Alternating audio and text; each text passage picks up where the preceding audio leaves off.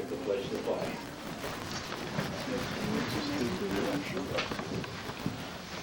Pledge allegiance to the flag of the United States of America and to the republic for which it stands, one nation, under God, indivisible, with liberty and justice for all. Thank you.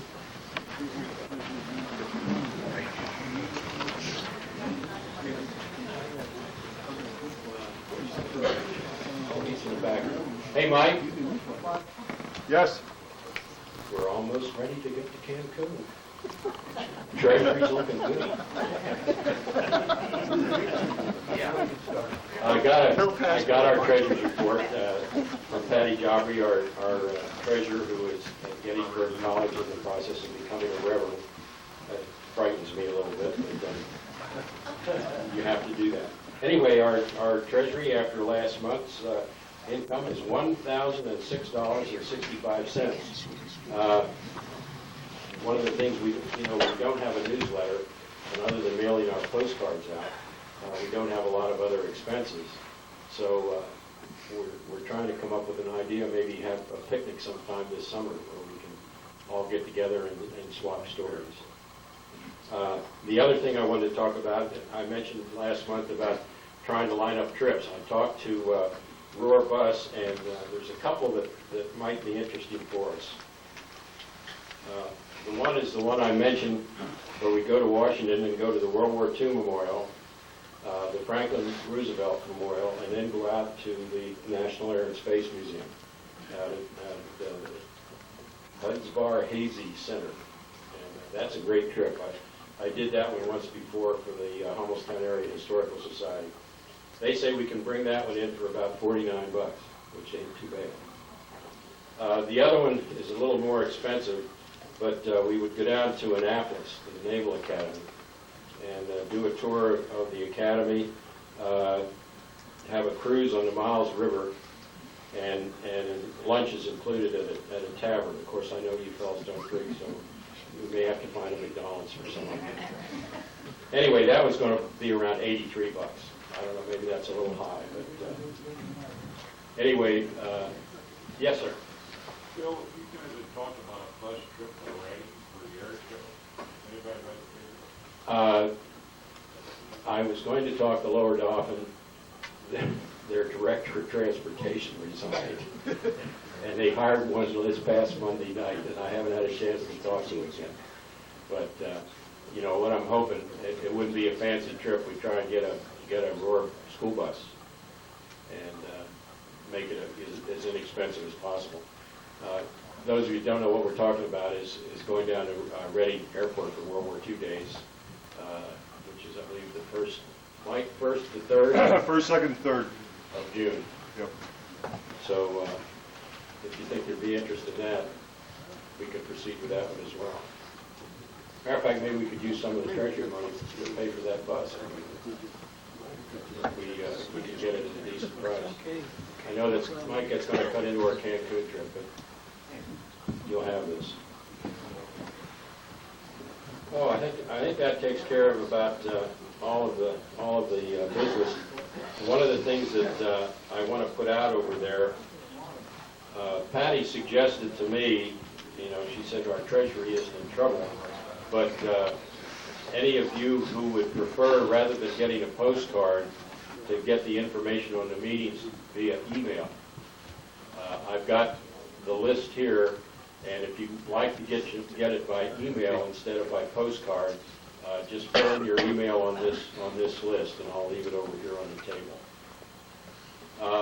Books, the Pennsylvania Network left some of the books with us yet. They've had them here a couple of months. They're $15 instead of $19.95, and it's made up of the first group of fellows that they had on World War II in their own words. And we have one of them here, and Frank, are you still signing them for $20 a copy? Anyway, Frank Lashinsky, our B-29 guy, or excuse me, B-24 guy that was shot down not once but twice. We can get him to sign a book if you get one. Yes, Jack. Bill, it's a different war, but there's been news reports that we are now down to 3 World War I veterans in the entire country. Yes. Yeah, did you all notice in the paper just in the last 2 weeks, the last female veteran of World War I died, and the last Navy veteran of World War I died. So I guess what, Jack, the 3 are left are Army? Guess so. There also, I think there might be 1 or 2 Canadian vets, but you know, from our school days, we can remember that it was prevalent, and now we're seeing a generation gone, just like the Civil War and the Spanish-American War vets, all gone. Okay, anybody else have anything for the good of the order before we get on to our speaker? If not, our speaker tonight is an old friend of mine, and I've been at him for quite some time to talk to us. Dick Brown is from Hummelstown, and among other things, he sure makes some good wine.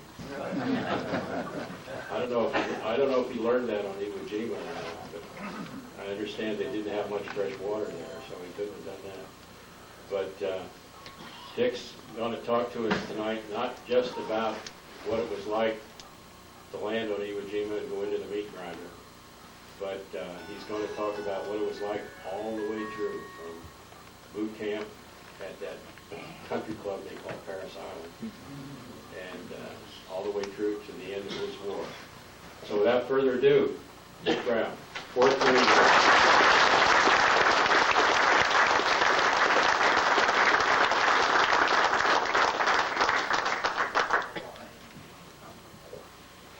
Dick, if you want to take this thing and walk around with it, you can, or you can stand right here and hide. Okay. I thank everybody for being here this evening. Can you all hear me? Yeah. Good. You might not want to too long to listen to me, I don't know.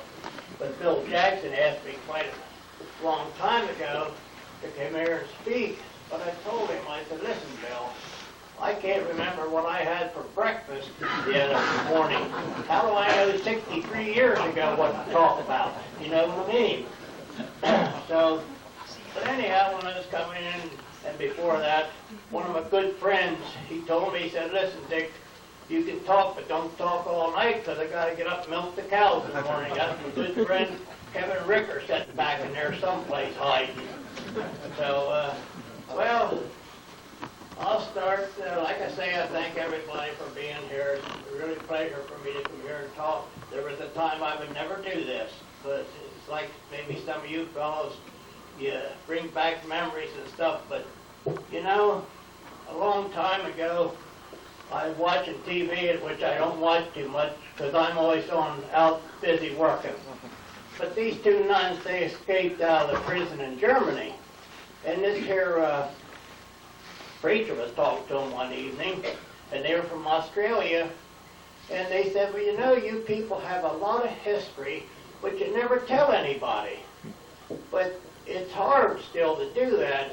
But then I got thinking, I have 2 real nice grandsons and my children, and I thought, well, that isn't right not to tell people. Same way a lot of you here don't know much about Iwo Jima, or that was like 63 years ago that happened.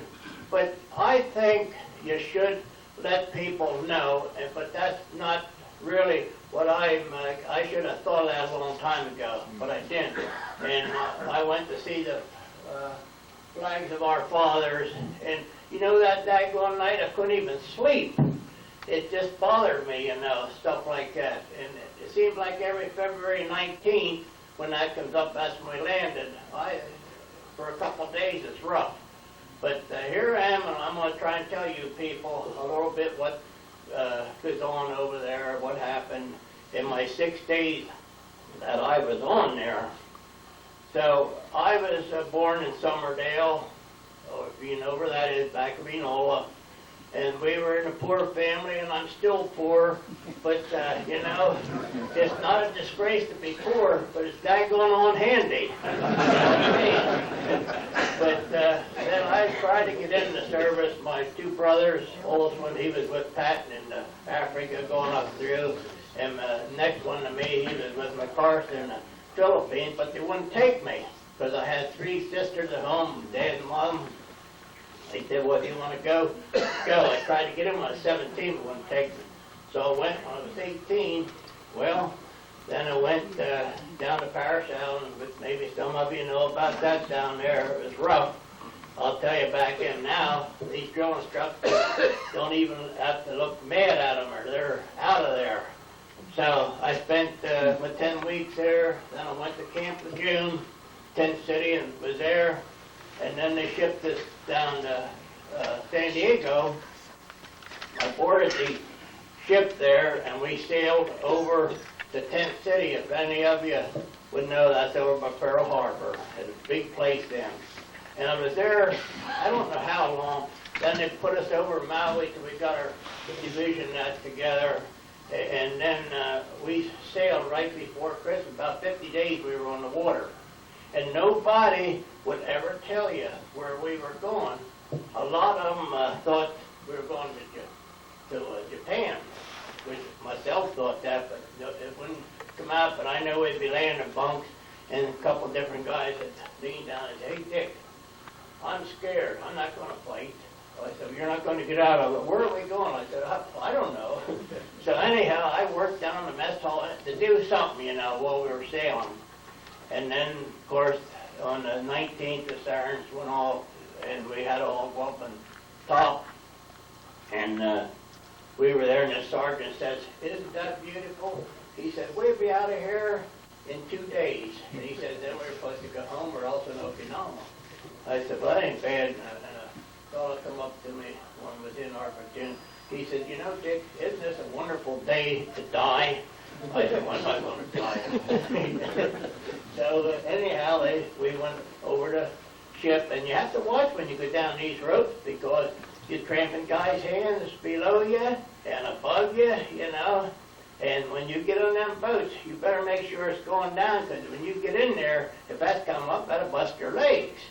So anyhow, we got on there and headed in. Well, we didn't get quite the whole way till it tripped our boat. And, of course, I lost a lot of stuff. I had 60 pounds on my back. And we finally got in to on the island. But there wasn't much.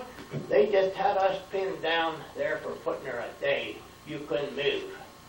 And then the second day, they started getting ahead, and they were bombarding the Japs more. But they had these pillboxes. Some of them were 40 inches thick. Now, you're talking about putting her 4 feet there. And the only way you get most of them is go up and throw hand grenades in and stuff like that, or flamethrowers. So, but this went on, and I think the 4th day, the Marines got over on Mount Suribachi and got up there, and they raised the flag, but they really paid for that, doing that too. But then before that, I didn't see them raise it because we were down going past the airstrip, and the airstrip where the Japs had, they had their hospital underneath there, and that was something else to see in there where they were in and out. And then they had these caves. They were like 50, 60 feet straight down, and they had these cannons. And they were really prepared for us. And they'd come up on the track and come out these steel doors and fire. And the only way you get them is be up when they open them doors up and throw grenades down or your flamethrower. That's the only way you get them people. I mean, they were ready for us. There was 23,000 Japs on there. And then when we got done with that island, there was 100 of them that we took prisoner. Now, we had 60,000 Marines on there. And after the second day, we had 600 more Marines killed on there than all Tarawa had. They had 3,600 on Tarawa was killed. Iwo Jima alone, in all the wars we had in the Pacific Islands, a third of the Marines were killed on Iwo Jima, the rest of these other islands. That just to show you how bad that was. After the 3rd day, to the 4th day, there was 4,500 Marines killed on that island alone. And when that was secured, there were 7,000 Marines killed, and there were 16,000 casualties. So that tells you a lot there. But there was no safe place. It didn't matter. There was no safe place.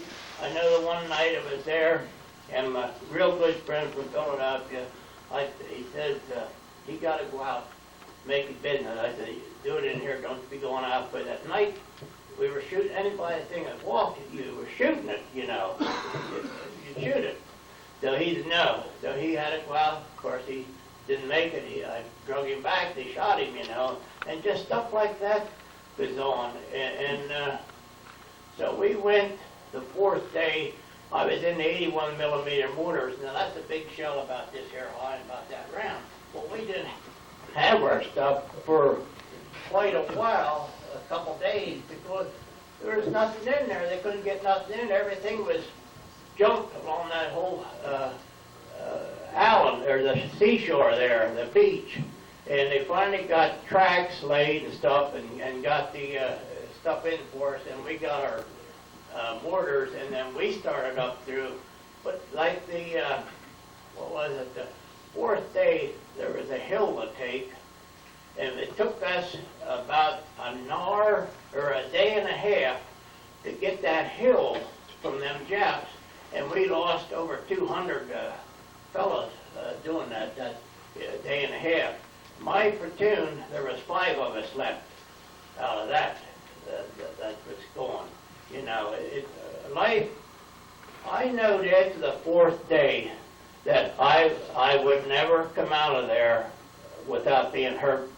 Where I was in there at the time and what I was doing, there was no way I would get out of there without being killed or hurt. But after the fourth day or so, you didn't, I don't know, I wasn't scared anymore. The first 2 or 3 days, I remember I had an apple in my pocket. I couldn't eat that for a couple of days. I felt like eating that. But you know, the guys that's on Jima, the whole way through, most of them lost between 50 and 60 pounds in weight on there. Because, like I say, there was no rest area in that island at all. It was just, there was no place to go. It was only 2 mile wide and 5 mile long. But it was, like I say, all these here pill boxes, you had it one day, I know the third or fourth day, we were pinned down, and I was adventurous, you know, and we didn't have our, really, stuff to move ahead. So I told this one guy, I grabbed this here Marine that was laying there, he was killed. I got his rifle, I said, you watch here. There's a machine gun, but we couldn't move. So I went out around these rocks and stuff, and I got up where I could see him where he was over there and shooting. So then I took care of him, and we could move ahead, just stuff like that. I mean, you didn't wait for somebody to tell you what to do. You went and done it. That's how it was on there. But then they, another thing, people back home, I heard so much, they said, well, that was such a waste taking Iwo Jima. But they didn't understand, Iwo Jima is 750 miles from Japan. And these here B-29s would fly from Tinian, Guam, and Saipan to bomb the Japanese. And, well, when they go that far, they only had about 15 minutes of fuel left. But in, I don't know how many went down, these B-29s, you know, they couldn't make it back. And they had to fly like 20,000 feet. Well, you can't see your target real good that high up. And they know this, and they know they had to get this island. So the fourth day we got on that airstrip, and here came a big B-29. This one fellow said, Christ, it'll never land here. You know, they're big. And he had a motor on fire. Well, he come in. But before that, before we got the airstrip, these here Japs, we started bombing that in August 44, around August the 8th or 9th of 44, off and on, not much. But then December the 8th, we started 72 days of bombing that island. there. And all them Japs were still on there. But see, they'd keep fixing the airfield all the time, you know. They had stuff in there to work with, too. But then, of course, we got it. But after we got that and the planes come in, why, let's see, the first B-29 come in, but then we secured that, and then our B-29s could fly from Guam and that. They didn't need that much fuel, so what they do, they put more bombs on and carried them in there. And when they come back, if they couldn't make it back to Guam or one of them, they usually had a real strong tailwind, and that would coast them in where they could land in Iwo Jima and fuel up there. And that's what happened. That's why one reason why they took that. And every one of them B-29s went down, and a lot of them went down. They had 11 personnel on there went down with that plane. That's how many's on there. They went down with that. So that's one reason why we took that island. But the Japs said that we would never take that island. They said there's no way. And they said we'd take 10 Marines to every one of us that dies. Well, they just missed it a little bit. But we took 6 Japs to one of our guys that got killed. That's how that turned out there. And so anyhow, then the 5th day we were moving on up through there, and they was just, well, you walking along maybe with buddies here, and look, he's not there. He shot him, killed him, you know. I was so close to being shot so many times, and I didn't care anymore. I really wasn't scared. But then the 6th day, we got in this here LVT, loaded up with ammunition as much as we could on. There was 13 of us on that, and we didn't want to go on because these Japs, that's the first thing they wanted to get was these tanks, because they knowed they were going to put a lot of them out of commission. And as soon as they see them moving, they were after them. Well, Sergeant said, no, you have to get on, and we have to get up there to the front. So we jumped on, and we got up through there, and I just happened to look. I can remember this just like now. And I holler, there's a mine, and another fellow holler, there's a mine, and blowed us up. And I remember I was in the hole there. I didn't know how many else was killed in that, but the guys came, he said, get the black bag. You know, they thought I was dead, but I started moving around. So they put me in that, or on a stretcher, and those Japs really went after the stretchers, the stretcher barriers. That's one thing they go after. They see them as easy prey. Well, they shot me in the arm here somehow, but didn't tear it up much or anything. And I thought, I don't care. And they took me back to the beach. And but I laid there quite a while. Then I had to go on the boat to go back to Guam to the hospital. But I found out then there was 12 of them. All of them was killed. Well, one guy survived, but then he died later on when we got blowed up there. And I had my teeth all busted loose, and all my clothes busted off. I had my back broke. That's why I kind of leaned a little bit. And but I didn't think I'd ever get back to the States alive or something, because I don't know. I just such in bad shape and everything.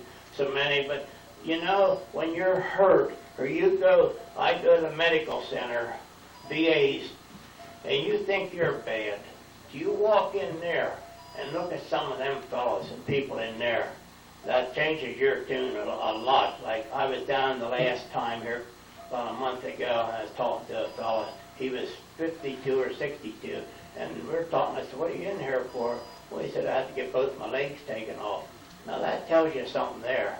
Then I'm down there worrying a little bit about my back or something, you know, and there's that guy going to get both of his legs taken off, and just stuff like that, you know. It's terrible, but anyhow, when I got on the ship, they took me to Guam. I don't remember too much of that, but I do remember we were going to go that one evening. I don't know how long I was on there at Guam, and these Japs were still on Guam, and they were shooting in this here open air theater in the screen. So they took us back in, you know. I wasn't worried about that. So then later on, they flew us to Honolulu, the hospital. I don't know if any of you ever was over there. It's a pink hospital in Honolulu. It's still pink. So I was in there, I guess until July or sometime. I started to get me to walk and stuff like that. And then finally they took me over by boat to Corona, California, in the hospital over there. And then there they started to get me to walk and to get around so I could, help myself more. But I never begrudged the war. I was never bitter about it. Only thing I was bitter about is so many guys were trying to get out, didn't want to go on that. And to me, that there's awful. I didn't go for that at all.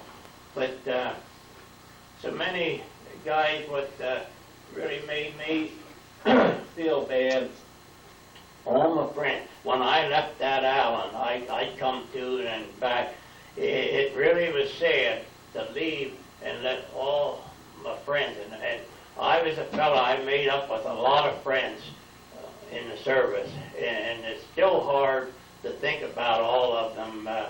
There's only one that I know that survived. Well, he got killed, but I told him if something ever happened, I'd go to his home and see his people. He lived, Frank DeMayo, lived in Philadelphia, and we'd go see him, which I did, and he was only 19.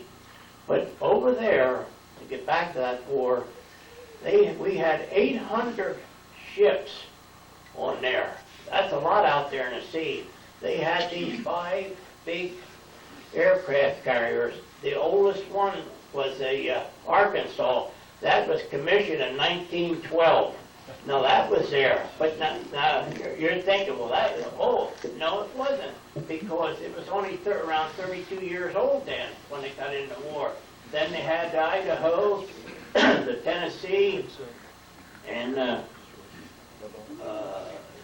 Texas, and there were 6 of them there on that island, or on that water there, bombardment.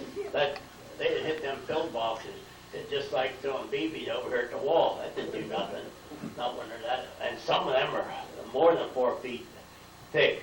And then they had, we had around 1,200 planes getting out there.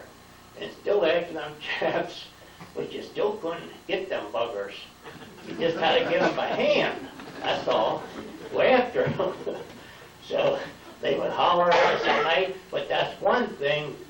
It was putting their daylight all the time on there, because at night they would radio that they're going to have a band's eye or something. Well, then they out in the ships, they'd bring in these flares, light everything up, and that kind of stopped them there from doing that. But they would holler, and I know they called my name already, and different guys' names, and said, "We're going to get you," and this and that, But it was really, really something. I could never believe that there could be that many people killed so quick like they did on there. I mean, and when you went in on that beach, you might as well throw your books and everything that what they taught you about fighting, because everything was altogether different when you got on there. I'll tell you that. It was altogether different. If you wasn't a man when you went in, you was one after you got in there. I'll tell you that. They changed you real quick. But like I say, it was interesting in a way, but the other way it was sorrowful, because like I say, I lost so many people on there. And you come back, I was in the hospital in Hawaii, and I'd ask different ones about fellows, and they said, "No, they were killed," this and that. And there just wasn't any of us that went in, not hardly any of us left, there. But now one of my good friends he was 41, we called him Pappy. And he went the whole way through to the last day on the island. And he got hurt. They put him on the stretcher. Didn't these daggone Jeffs shoot him and kill him there? Because he was going to retire when he came out. It was the last day. Just stuff like that happened, you know. And one day this patroller was only, I know the fellow real well, him and 7 other fellows. They said, well, they're going down around there and try to get them Jeffs that's in a nest down there with a machine gun. I said, okay. So they didn't walk any more than here out to the door, and the bomb come in and kill them all right there, just like that. I mean, you wasn't safe on there any place. I didn't care where it was while that war was going on. But out on these battle wagons and that, I tell you, I give them a lot of credit. Boy, they really fired the stuff in there. And I would also say these corpsmen would give them a lot of credit too. Boy, they were in rough all the time, and they were after them continuously.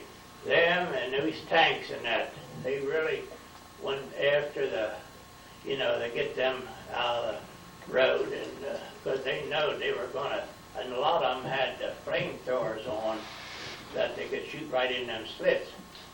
But another thing on that island, it was the first island that they had this, was regular human blood plasma.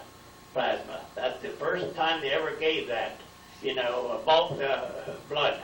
Right, they shipped it from people like you or somebody from the States and right in there to us. And that saved a lot of people using the regular human blood instead of the plasma. Yeah, that's the first island they used that on there, was on Jima. But then on the when they raised the flag, you heard of this here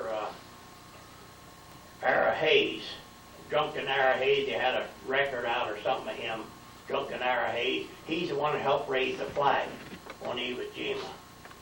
And when they raised that flag, him and 2 other guys survived. That's all that walked off of that island. There were 6 of them. The other 3 was killed right there. And then Ara, when he left the island, they went to sell bonds, war bonds, him and these other 2 fellows that survived raising that. But now they're all been dead. There's all died. What else was I going to say? Something. But anyhow, they put these flags up, and now the 2 flags was up there. It's down in the museum at Washington, and they're 55 by 60 inches big. And they put other flags up on Mount Suribachi. Mount Suribachi was 550 feet from sea level, high, there. And it really wasn't nothing there on that, but it was just honeycomb with them Japs.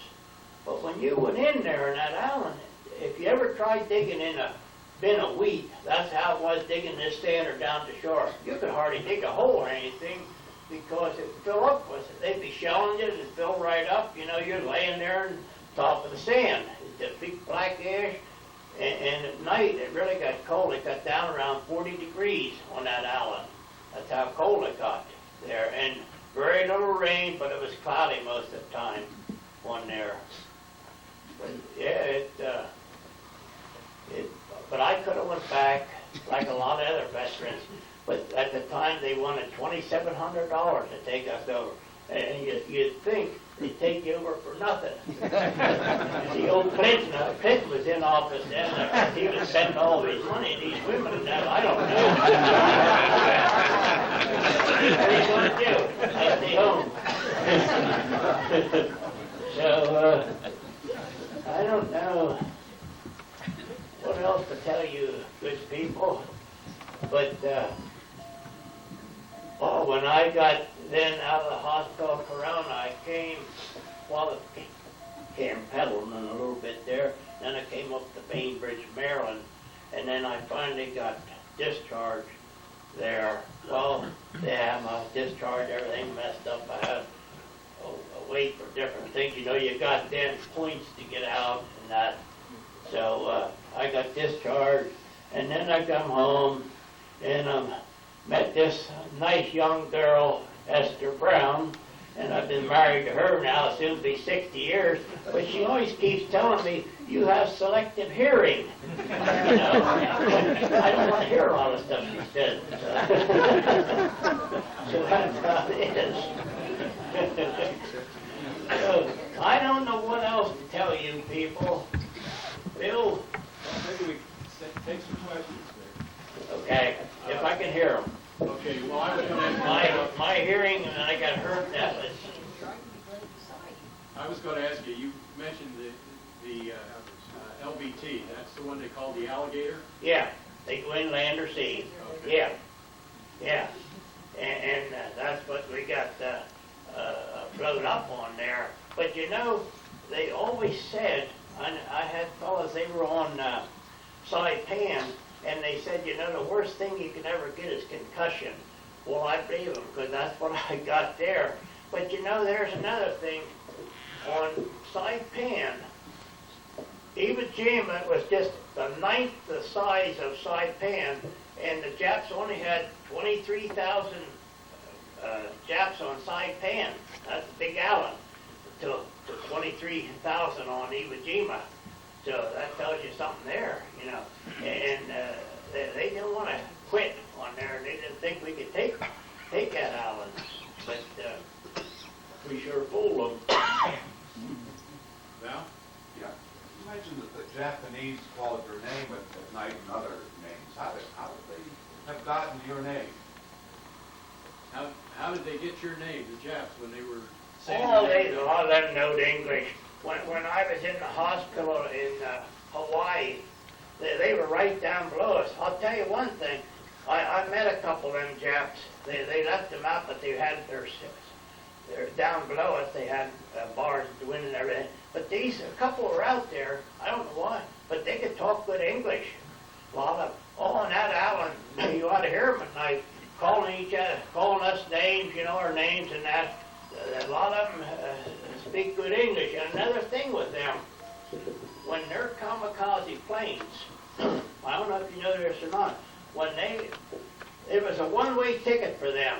Whenever those Japs would leave Japan to go on these here suicide missions, when they left the airport, their wheels dropped off.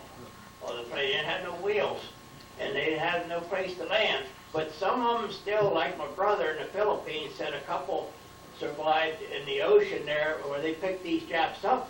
And one was telling me, he said, this be back home we'd be killed, you know, because there's no, just one way. And that's how it was with them. They just, when they left Japan, they went to school over there for a couple months learning to do this, with suicide. That was an honor for them. It's just like over in Iraq now. That's an honor for them people to be blowing our poor guys up, but they think they're going to heaven. But I don't want to get started on that because it makes me mad. But no, and those kamikaze planes, I'm telling you, boy, they were every place over there. But Yes, sir, in the back there. First of all, I got to say, we're real impressed that you still fit in your uniform. Impressed you still can get in your uniform. hey.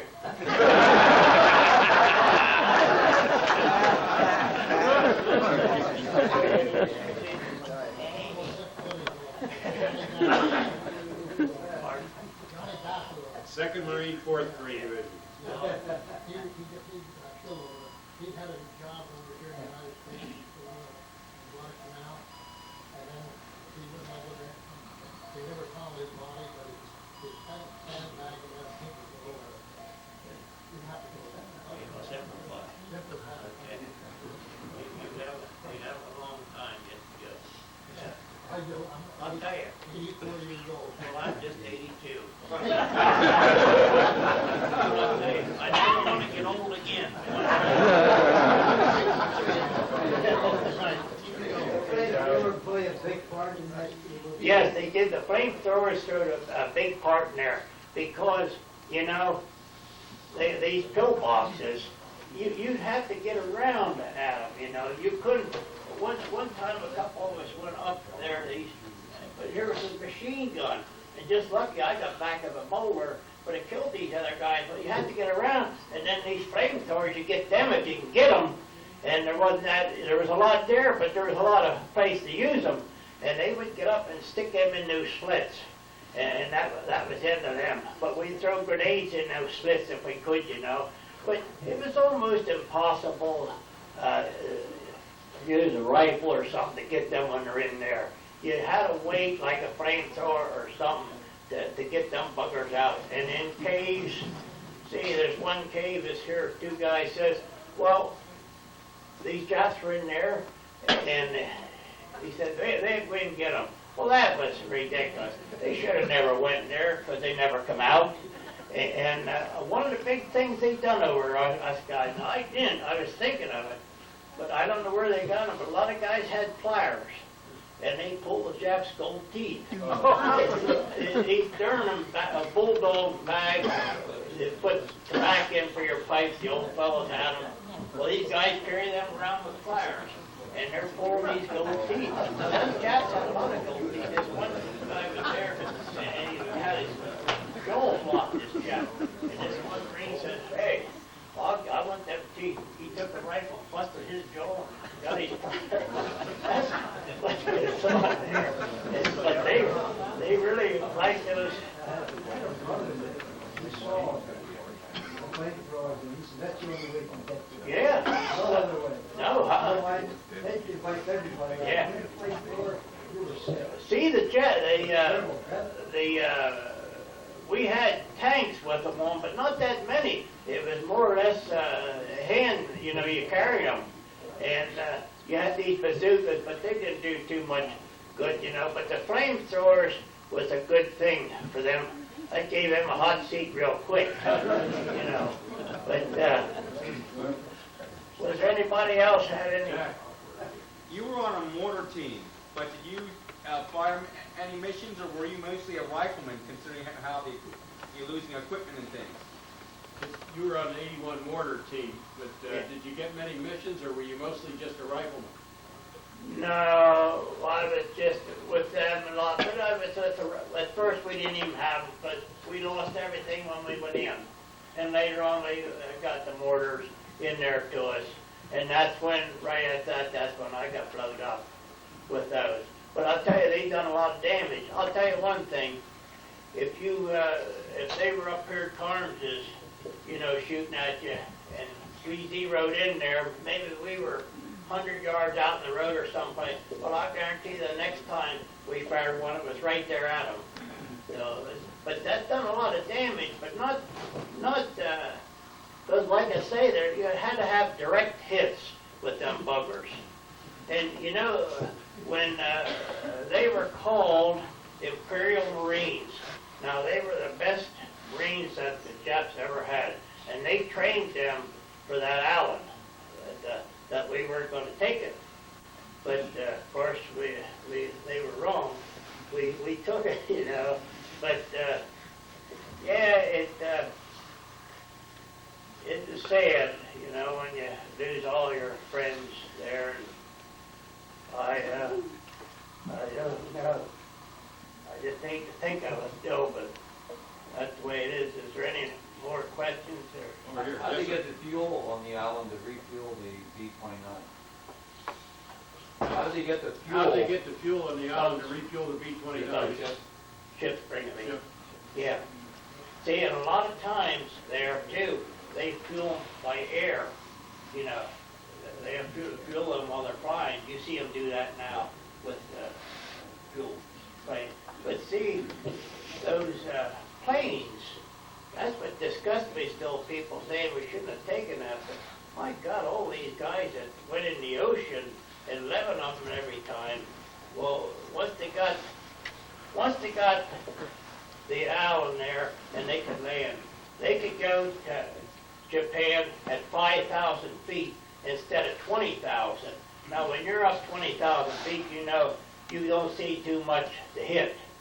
Even like one pilot says, even Jima was just a dot when they're up 20,000 feet. But when they're down like 5,000 feet going along, then it was a lot easier, and it was a lot easier for them to save fuel. Like I say, they would stop there on the way back and fuel, and that way when they leave the bomb, Japan, they could carry a lot more bombs and less fuel because they didn't have a round trip from the Marianas or Guam and them places was around 16 hours. That's how long it took to go there and back.